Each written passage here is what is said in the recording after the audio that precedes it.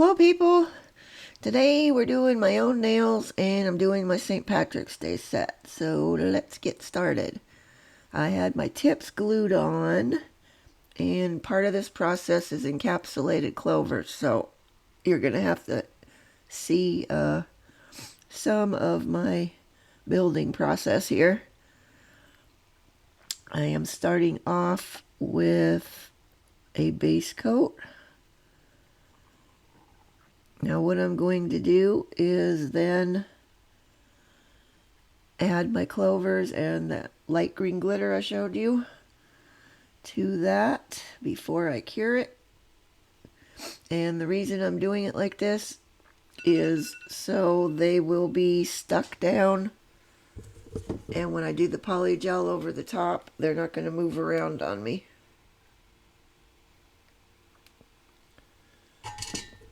Oopsie. Hey, I'm just going to use 3 different colors of the green, and I'm going to throw a couple of the gold ones in there while I'm at it. Now, if I could get the dual forms to work nicely for me, I would have just done this in the dual form and then slapped that down onto my nail. It would have been easier and faster, but I do not have a lot of luck with those dual forms, so I just don't use them anymore. I did okay with them when I did my mom's nails because they were really short, but for the longer ones I did not have luck with them at all. So now we just do it what they call the lazy girl method, which is gluing on tips and then laying poly gel over the top of it. And you'll notice I'm not going all the way up to the cuticle edge because I'm going to do a fade from the top down so that we don't even need anything up that far. Okay, but once we get these on here and I'm happy with them, then I will be ready to cure those. I'm only going to show you the one because you don't need to see me do it on all of them. They're all going to be the same. Now I've got them all glued down with the base coat. And now we're ready to, that's McCart's nail extension gel. We're ready to just lay the poly over the top. And I'm just, like I said, I'm just going to show you the one, because this is a long process for me, getting all my poly gel on there and being happy with it. And then there's all the filing and buffing. This is why I do this whole section of stuff like the day before. So every time I do my nails, it's a 2-day process. I either am doing fills or just putting brand new ones on, like this time, on one day. The next day I come back, I do the nail art. Otherwise I would be in here for like the entire day and pretty much most of the night doing it all in one go. And I'm afraid my back cannot handle that very long. I have sped this up now, so you're just watching my process of how I put it on there. I like to look at them from the side when I'm smoothing it down so I can make sure I don't have any big lumpy bits or big like divots. Now I didn't have quite enough on the end here, so I'm going to add a little skosh more onto the end there in a second here.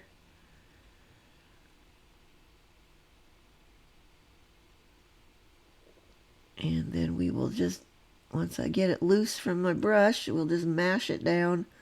Now, I don't use a slip solution. I'm just using alcohol or IPA.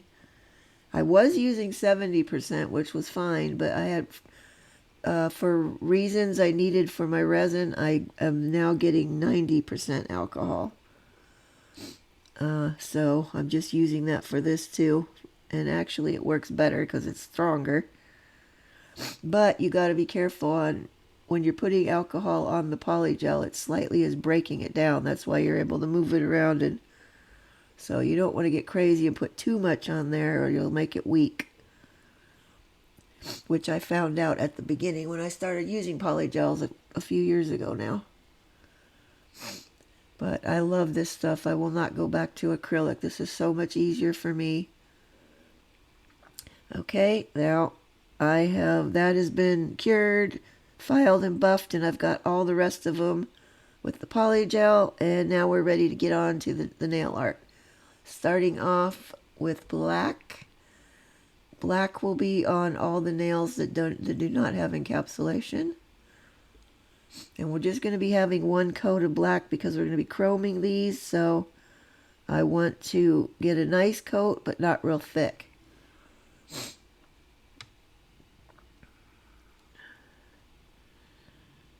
I've almost got to the end of this bottle of polish too. It's not that often where I actually finish off an entire bottle of polish all the way to the end. So far I've only done that with white, and now this black one's getting close. We're not counting top coats in there because, trust me, I go through that stuff like there's no tomorrow. But the rest of it, just trying to get it a smooth, uniform look. And since I'm going to be doing chrome on it, I was trying really hard to get it nice and smooth, not have any little dust bits or hairs or anything making any kind of bumps or anything. We try to have it be perfect for chrome if you're going to do a whole section of chrome. I mean, if you're covering the whole nail with chrome is what I'm trying to say. Okay, we're ready to cure those, which I have done, and I've done the others on my other hand. Now, I forgot to hit record, you guys, when I did the chrome on my good hand, so now you're going to have to watch my offhand. Okay, I'm giving them a thin layer of no wipe top. And I'm using the Beetles. I reserved this top coat just exclusively for doing chrome because it's the only one I've got that seems to work with the chrome. The others give me problems and it doesn't want to stick. And I'm only going to cure this for 30 seconds. Then we'll be ready for the chrome.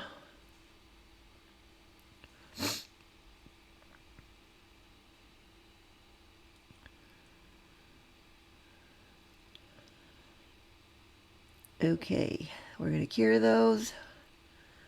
Doop. And we're back. Now this is the chrome I'm using. It's a light gold. It's actually more of a kind of silvery gold, as you can see by that other finger there. I didn't want to use the normal yellowy gold that I always use for stuff. I want to do something a little different. So I went with this lighter gold. In the end, it came out looking more, like I said, a silvery gold. So I'm not really mad at that. But I like to dab it on first, kind of dab it down the nail, and then I do my rubbing. Give it a nice good rubbing until we get it all nice and smooth and shiny, and it went on very nicely. I was very happy with how it went this time.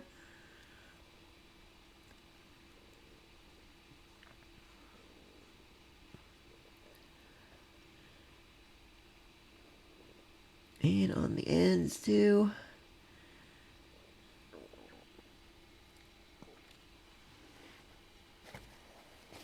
And once I'm done and I'm happy with that, I'm going to take a soft brush and brush off any loose chrome powder that is on there. I like to use my little mermaid tail brush for this.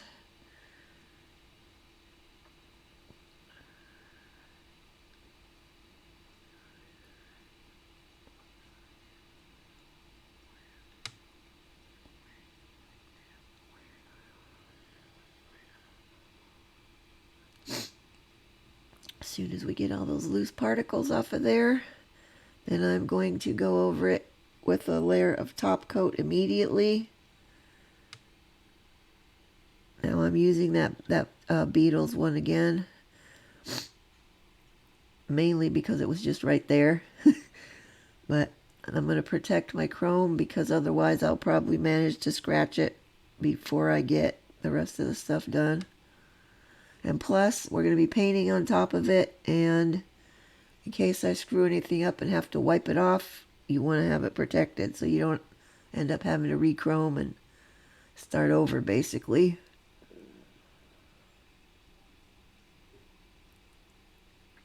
Okay, once I'm done with that, we're going to cure them. And then we're moving on. Well, got to do a little cleanup. A little bit of cleanup around the edge.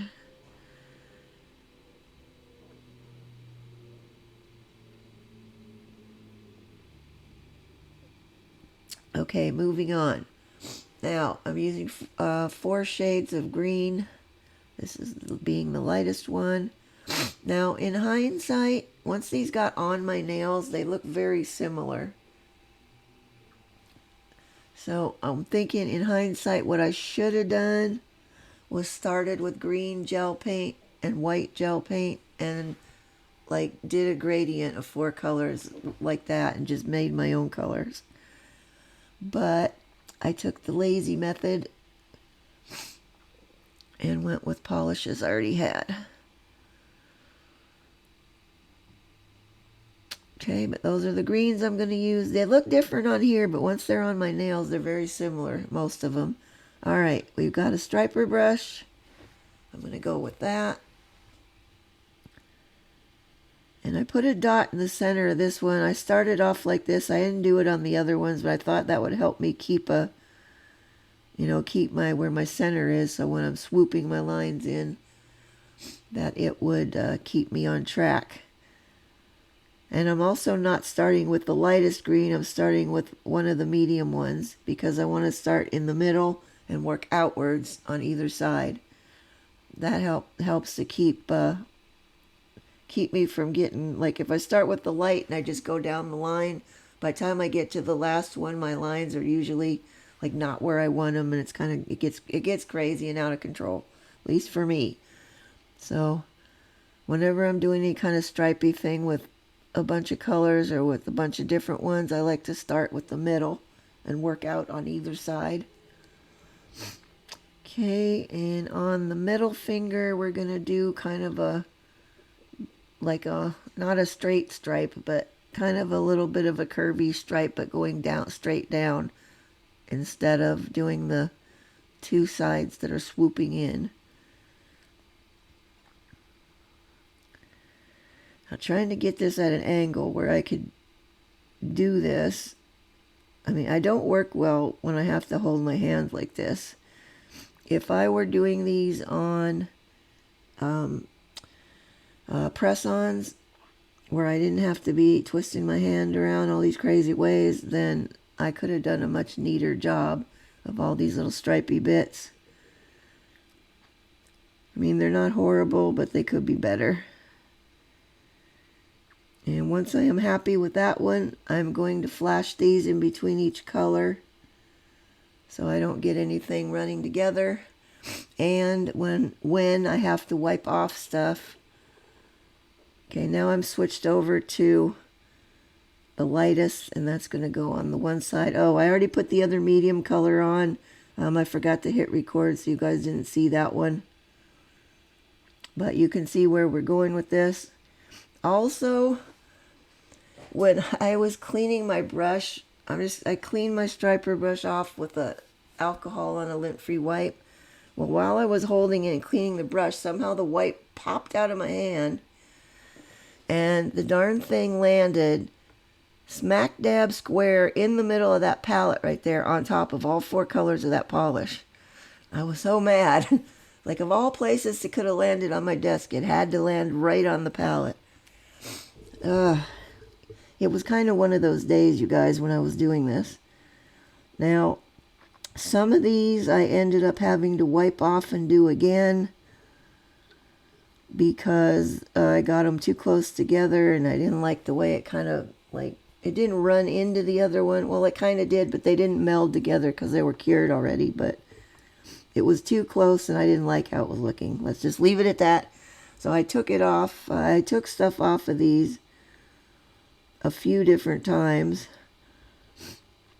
but I think at some point you'll see one of those happening, but I like to leave that in at least 1 or 2 so you guys know that it does not always come out perfect. It does not always work like you're expecting, and sometimes you just got to wipe it off and do it again. It happens to everybody. I know I used to get so frustrated when I was first learning how to do a lot of this stuff because I would watch other people's videos and see them doing it, and it always came out so perfect and neat, and it just never occurred to me, I don't know why, that they would be wiping stuff off and redoing it, but just not showing that part in their video. So it does happen to everybody. Sometimes stuff just doesn't go like you planned, and you've just got to start over. Okay, we're on to the darkest green now.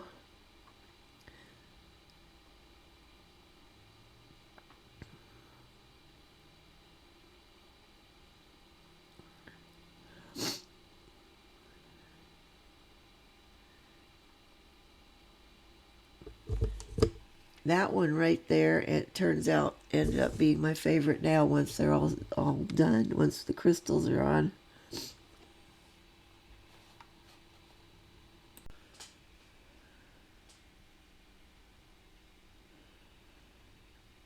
Alright, now that we've got the dark colors on, we've got them all on, there's where we are so far, and I'm going to give that a full cure now on all those, and then I will do the ones on the other hand.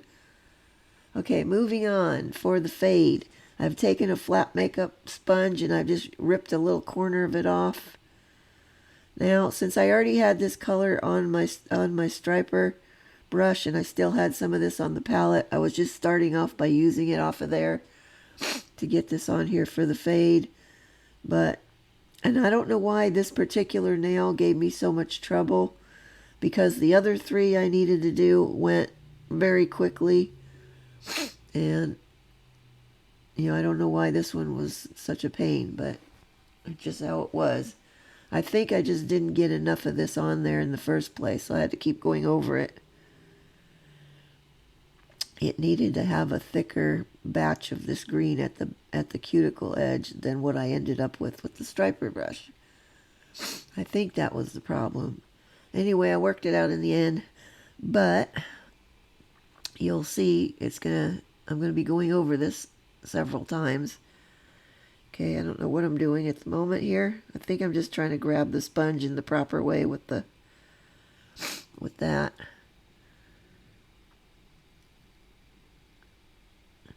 Also, you'll notice this is the only finger where I had any issues of filing through the Clover Glitters. On this one, I filed through one of them a bit.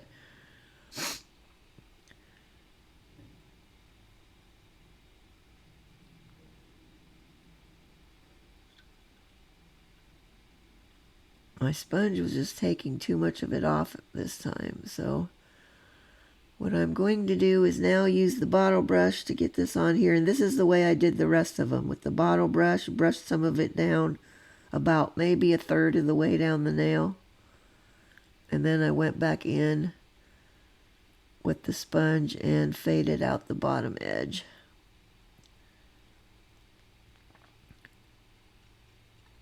And once I get that on there, once I'm happy with it, which clearly I'm not yet, then we've got to go in and clean that green up off of my fingers.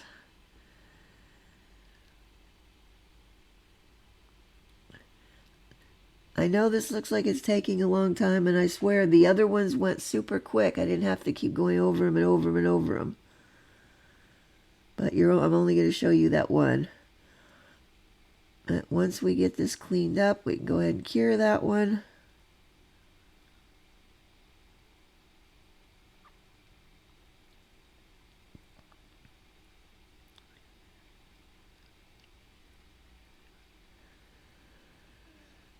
Okay, there's what it looks like, and in it's going to go for curing. Okay, moving on. I've done the rest of them, and now we're moving on to the crystals.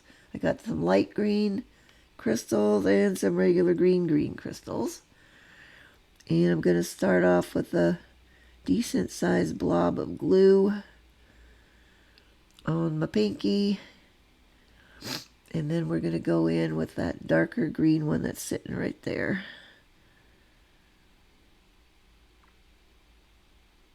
Right in the center of that. Now those lines are supposed to look like it kind of comes in and twists in the middle and then goes the other direction.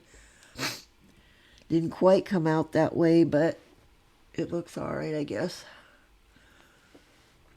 Now this one, I'm going to put one of those light green crystals on there. Now, like I said, this nail turned out to be my favorite one. I'm really digging the way I was able to get the crystals all in here perfectly in that little curvy area. Like, I don't normally put crystals on the sides of my nail like that, but it just seemed empty and with just the one green one, so I decided, originally I was just going to put that big green one there, and then I decided, you know what, I'm going to put a couple more. And then I was able to fit them in there with the crystals, and then we're going to use gold caviar beads also. And we're just going to put some of those in a little bit to fill in a little bit of space, which I'll go back to because at the time I hadn't decided to do that yet. But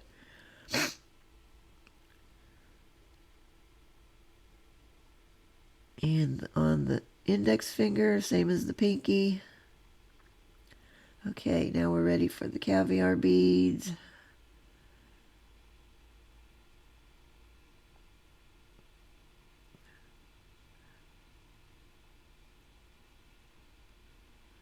And I'm just going to lay them in between like that and one on the end. Oh, we got one stuck on my thumb. Let's get it in there.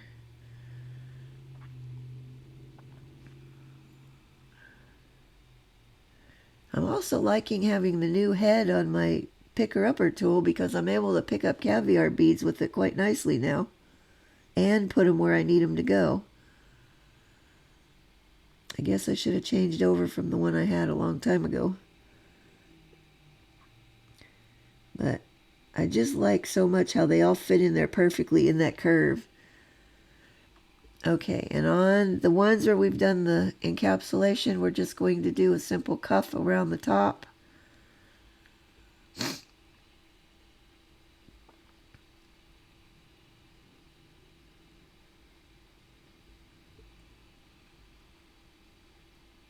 And I have sped this up so to double time, so just so you know. Dab on a little bit more glue.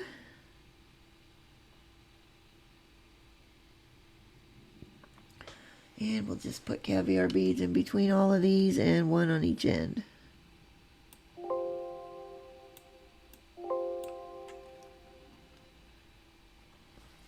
Ignore that. I was trying to do something and it wasn't working.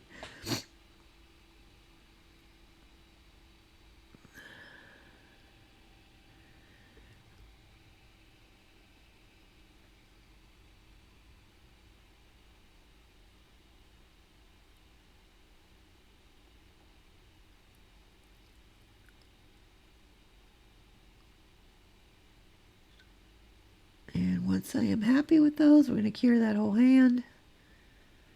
Well, those four fingers, I don't have the thumbs on there yet. And in we go. And we're ready to finish up now. I've done the rest. We're ready to finish up with our top coat. Quite frankly, on this, I should have done the top coat before I did these because it was kind of a pain to get around just that crystal right in the smack dab in the middle of there. I also had a lot of trouble with my top coat splitting off on the chrome. So I don't know why. But like I said, I don't know why it does it sometimes and sometimes it doesn't. I have not figured that out. But I had to keep going over it and over it and over it.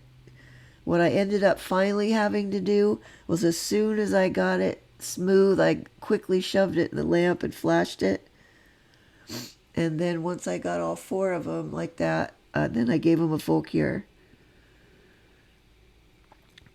But not only did it want to keep splitting, but I ended up with so much of it on there, I had a big lake of it on my fingers. Now these are easy. These just got to butt the top coat up against that cuff of stuff up there. Easy peasy.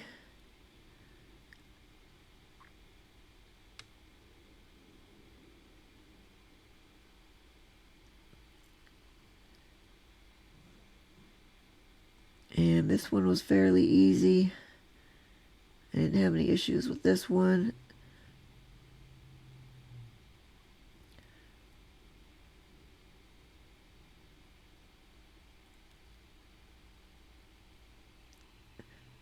I'm trying to keep this. The reason I didn't top coat before I did the crystals like I usually do, and then I do another one after, is I'm trying to cut down on some of the bulk on my nails. This set came out fairly thin. Even in considering the encapsulation, I was able to keep it nice and thin this time. So that was a good deal for me. As you can see on my mat down there now, I've got top coat slopped on there, and I'm likely going to end up sticking my hand in it at some point and getting it on my hand.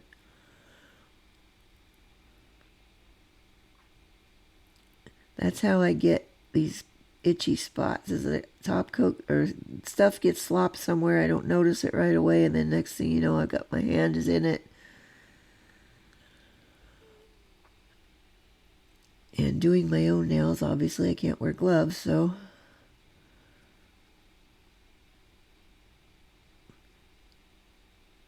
and that one is splitting on that top part.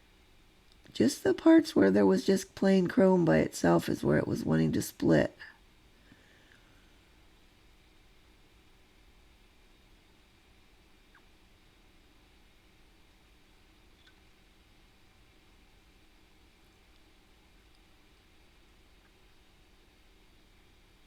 And now I'm just trying to wipe some of the excess off, as I've got quite a lot on there.